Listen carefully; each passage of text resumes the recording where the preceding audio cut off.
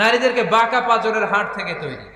প্রত্যেক স্বামীর বাঁকা হাড় থেকে তার স্ত্রী তৈরি এমনটা নয়।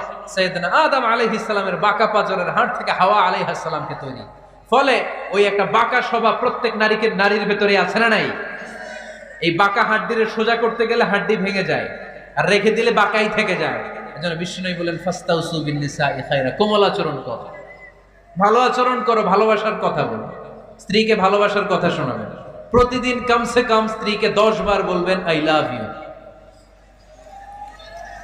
কি বলবেন? ওই ছোট ছোট বাচ্চারা কয় আই লাভ ইউ। তোমরা না মিয়া, যারা বিয়ে করছেন তারা, যারা বিয়ে করেছেন ভাবিকে বলবেন, মানে আপনার স্ত্রীকে কি বলবেন? আওয়াজ করে বলেন, কি বলবেন? পারবেন? বলতে পারবেন তো? রিফকাম বিল কাওয়ারিদ, নারীদেরকে আল্লাহ রাসূল সাল্লাল্লাহু আলাইহি ওয়াসাল্লাম কাচের গ্লাসের সাথে